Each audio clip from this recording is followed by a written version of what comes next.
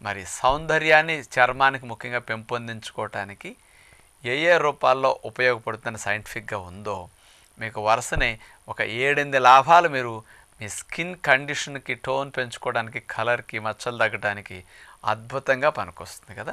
అలాంటి వాటిని step wise నేను వివరిస్తాను. ముందుగా ఈ ఎర్రచందన పొడిని మనం చర్మానికి కాస్త అప్లై చేసినప్పుడు అది డైరెక్ట్గా కొంచెం నీళ్లు కలిపి అప్లై చేసినా, తేనె కలిపి అప్లై చేసినా, కొద్ది కొబ్బరి నూనె కలిపి అప్లై చేసినా నలుపు వర్ణాన్ని విడుదల చేసే మెలనిన్ అనే కణజాలము కొంచెం యాక్టివ్ అయ్యి ఎక్కువ నలుపు వర్ణాన్ని ఉత్పత్తి చేస్తాయి. దానివల్ల ముఖం మీద కానీ ఎక్కడన్నా పిగ్మెంటేషన్ వస్తూ ఉంటుంది. ఈ పిగ్మెంటేషన్ తొలగించడానికి ఎర్రచందన పొడి బాగా ఉపయోగపడుతుందట.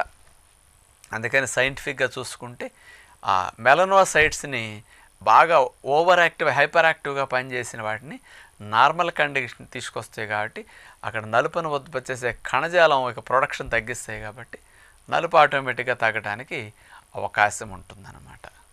ఇక రెండవ లాభం తీసుకుంటే ఇది ఒక న్యాచురల్ స్క్రబ్ లాగా పనికొస్తుందన్నమాట. మన శరీరం పైన చర్మ కణాలు రోజు కొన్ని కోట్ల కణాలు చనిపోతూ ఉంటాయి. చనిపోయిన మృత కణాల లేయర్సే చర్మం మీద ఎక్కువ ఉంటాయి. పై లేయర్స్ అన్నీ మృత కణాల లేయర్సే. అందుకని డెడ్ సెల్ లేయర్ని త్వరగా రిమూవ్ చేయడానికి న్యాచురల్ స్క్రబ్ లాగా ఈ ఎర్రచందనం పొడిని కనుక అట్లా నలుగు పెట్టుకుంటే స్నానం చేసేటప్పుడు దానికి బాగా క్లీన్ అవుతుంది. ఈ విషయం అంటే మీకు కొంతమంది గుర్తుండొచ్చు. మహారాణులు ఇట్లాంటి వాళ్ళందరూ, జమీందారులు వాళ్ళ పిల్లలు ఇట్లాంటి వాళ్ళందరూ చందన పొడితో స్నానం చేస్తారు. చందనం నీళ్లతోనే ఒంటికి పోసుకుంటారు. దేవుడికి అభిషేకం మనం చందనం నీళ్లతో అట్లా చేస్తుంటాం కదా. మరి అందుకని డబ్బులున్నవారు, మహారాణులు ఇట్టటి వాళ్ళందరూ అట్టాటి స్నానాలు చేసి అందుకని మెరిసిపోతూ ఉంటారు వాళ్ళకి. కారణం అలాంటి వాటి యొక్క బెనిఫిట్ చర్మానికి ఇస్తుంది ఈ ఎర్రచందనం పొడి.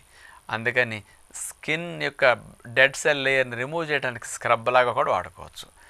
ఇక మూడవది చూస్తే ఎర్రచందనం పొడికి